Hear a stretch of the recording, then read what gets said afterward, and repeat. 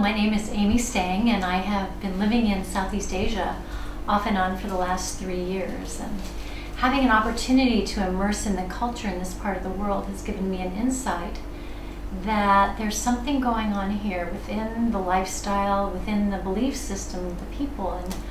And therefore I've become more interested about what is this that makes it different. And so it seems to me it must be Buddhism. I've been living in Luang Prabang, Laos. We have upwards of 30-some temples that are active in a small community. And the entire atmosphere of this small town is really infused with this Buddhist culture. So I'm here with Supawan Green today, and she's going to answer some questions for me about what it is to practice Buddhism and what makes Buddhism a viable and very vital factor in our world today.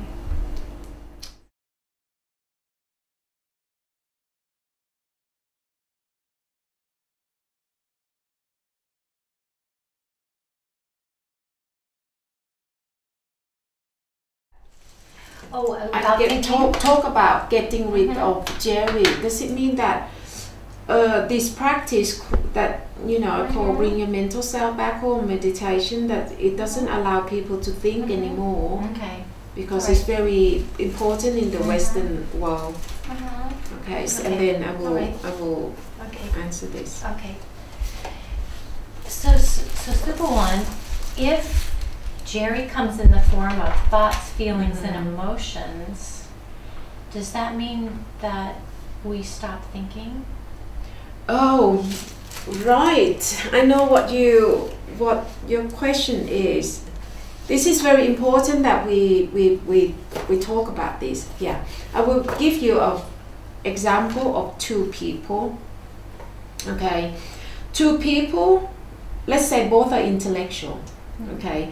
Walk into the tube of intellect, or walk into, using their thinking faculty, okay? And let's say that both are the biologists who can talk intellectually about their field of knowledge, okay? But when you reach the point that, okay, I have enough of talking now, I'm tired, okay, I'm tired, I don't want to talk anymore. This is the non-practitioner, whereas this is the practitioner. The non-practitioner cannot come out from their thinking tube, from the tube of intellect. Whereas the practitioner, they can choose to talk if they want to, but if they have enough, they can come out of the tube of intellect. They can come out of the tube of thinking, okay, by bring the mental self back home. Know their breathing, know their movement, know the sensation, which is something that the non-practitioner cannot afford to do it. Because first of all, they don't know what their true self is, and they don't know that their true self have four homes to come back to, like their breathing, movement, sensation. They don't know that. So what they do, if they think anything too seriously, to get away from that seriousness, they try to think of something a bit lighter, or go out, have a drink, go to a cinema, go shopping, go and this and that. That is their way of kind of coming out, which is not as effective as this. So there are two groups of people. I always separate people into two groups. So this is the non-practitioner, who can only go deep into the tube of intellect, but the minority of people who are the practitioner, who can think if they want to, use Jerry, white Jerry. Like my work, I cannot do my work without using white Jerry. All my books, everything that I do, talking to you, I got to use. Jerry is the means, the tool, the very fundamental tool that nature haven't give it to us for this life form, for human to use. Okay, but the point is that all these are non-material form. and then it's just neutral, really. Neutral in the sense that they are thought for you and for you to use, but the factor, the variable factor that make you use this is your wrong view or the right view. If you haven't bumped into a teacher, you haven't stumbled into a teacher your whole life, okay, it's always thinking about something all the time. Yeah, you know, thinking about all this, you know, knowledge, finding money, about relationship, or thinking about something all the time. So you always have white Jerry or black Jerry or pink Jerry like this all the time, and you cannot escape from it. So these are the first group of people, okay. But if you become the practitioner, you can use it if you want to, or you can stop it or just come out of it if you want to. If you want to. Hang on, just now, what was the point that I tried to say that thoughts are there for people to use. And I try to say that I also have to use them as well to do all this creative stuff. I have to use the thought. But once I finish using them, I can just leave them, you know, just keep you can empty. You can empty or kick Jerry out of my house. Okay, Jerry, I just use you when I need you, but I'm finished with you. Please leave me alone. Okay, please leave me alone. And then Jerry can just leave me alone on the spot, on demand like that. And then my mind is free. So when my mind is free, what I'm doing, I'm with my breathing, I'm with my movement, I'm with my sensation, I do housework, I peel the carrot, the potato, I just being with them, and I'm free. Okay, so can you understand yet that you have the choice to choose if you are the practitioner, but if you are the non-practitioner, your mind will go round the bend with something to think all the time, and this is so exhausting. And this is what the Western world is based on, isn't it? It means you're doing a good job. Because You're a workaholic. The Western education is nothing more than, you know, motivate you, activate you to think all the time, until it become a very bad mental habit. And bad habit die hard. When you reach the point, you know, it's okay if you do the creative thought, you know, you think of this and that, you know, creating all these things. But when you come to all these thoughts, you know, Black Jerry that keep on thumping you, bully you, you know, hurting you, and you don't want to think about it anymore. But you cannot stop because you have engaged into the bad habit of thinking all the time. Okay, and that is a good thing. Yeah, for them, coming to this is, for them, is a good thing, but come to this, the end result is depression, breakdown, suicidal, and it's all come down to this bad addiction, and it's all come down to this very bad habit of thinking, you know, thinking that you think that is good, make you be able to create it, but this creates a very bad mental habit. Because when you come to the disappointment, the heartache, all these things, you know, and anger, you don't want to think about it, but you cannot just back off like that because you already have the bad mental habit of thinking. So this is the double-edged sword, okay, which we only see the positive point on this side, but we never see the negative point on this side, which is killing us all. Killing us all. So if you want to reach, you know, the ultimate truth, hang on, reach the ultimate truth. Oh, I don't have that. Hang on. So what happened is that all the knowledge you see in the world is so trapped into this box of Jerry. You know, all these different boxes of Jerry. This is what the worldly knowledge or intellectual knowledge is made up of. No matter how clever you are, okay, no matter how high your IQ is, your knowledge is still trapped in one of these boxes all the time, okay? Whereas the ultimate truth it got to be outside the box, outside the forest. Okay, and at the moment there is a means that can lead you to the ultimate truth, and that means is bring your mental self back home, or the full foundation of mindfulness or meditation or vipassana. This is the only direct means that can take you out of the box and then allow you to experience the ultimate truth, or God, or nirvana, the tree of life, or we should call the innocent perception, which is something so simple. So simple. So this picture, I think people must know. Absolutely, and it's a health factor. It's a health factor as as anything. And absolutely, it is the health factor, because our mental illness, it has reached the epidemic scale now, isn't it? We got all these insane people, you know, walking the street all the time, okay, and we just don't know how to deal with them. You know, because we don't have enough knowledge, enough wisdom, enough people who have the right kind of knowledge and wisdom to help to spread the knowledge, to spread this wisdom.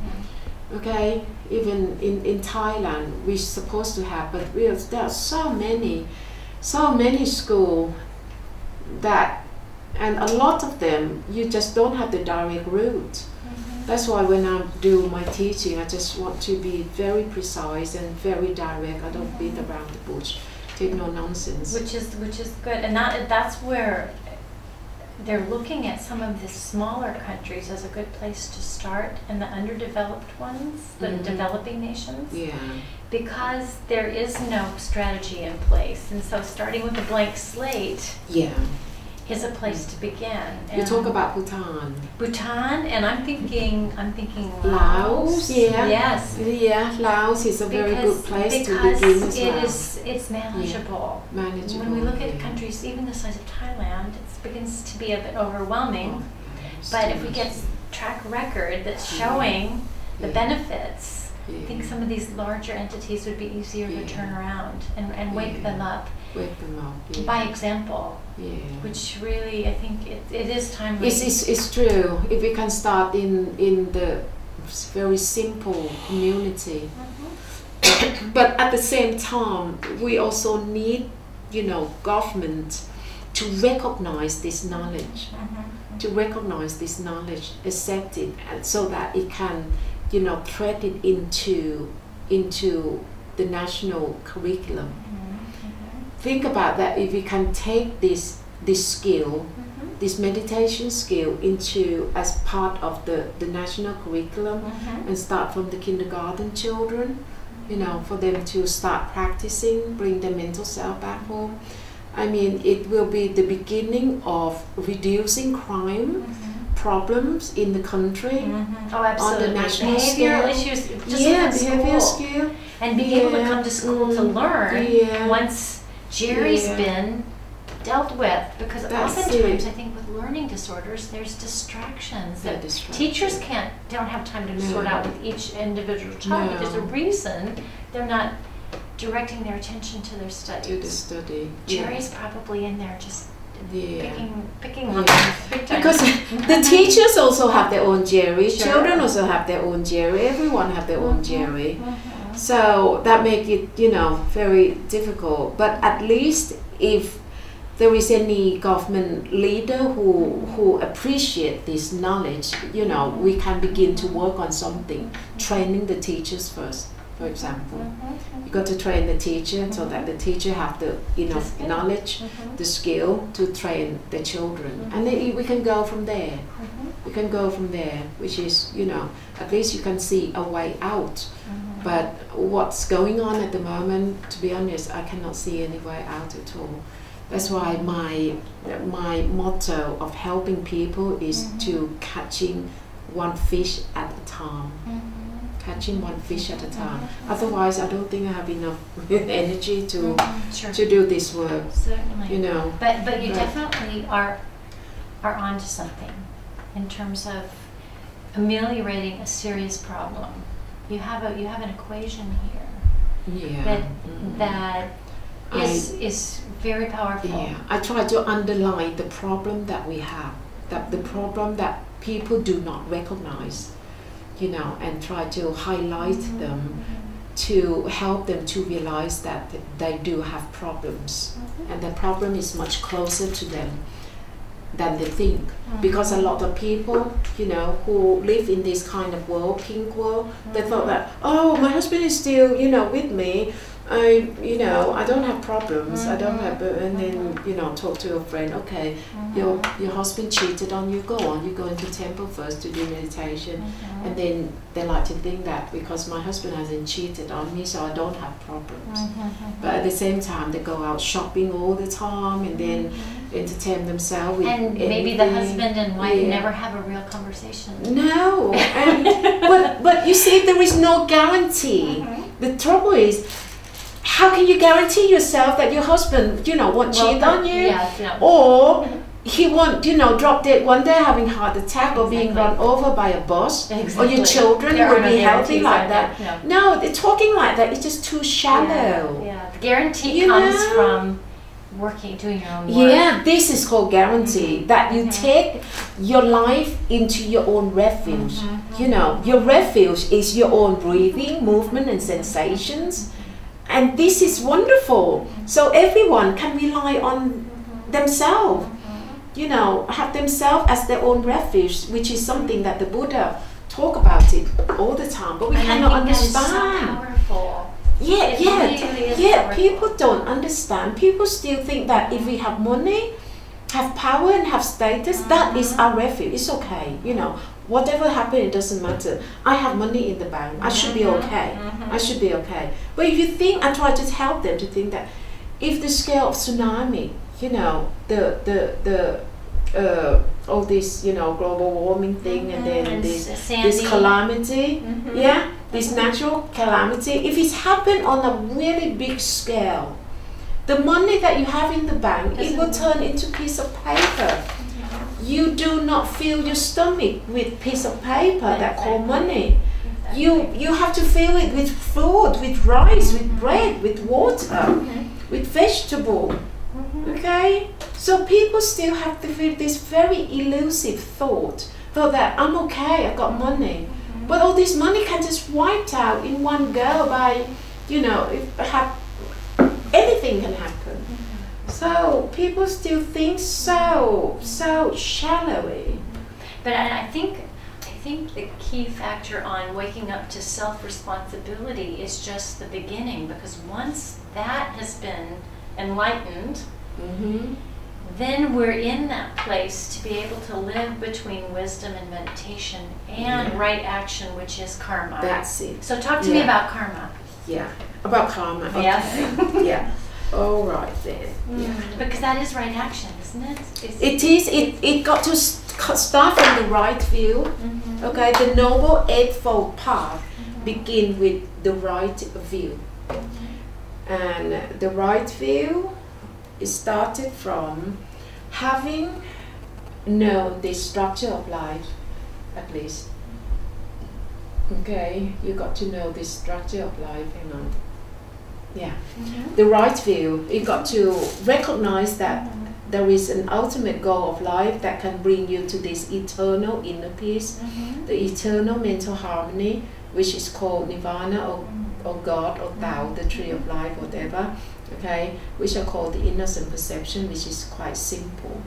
Okay, so the right view got to start from this, and then you will have the right mindfulness, which is meditation. Okay, so what happened on the night of the enlightenment of the Buddha?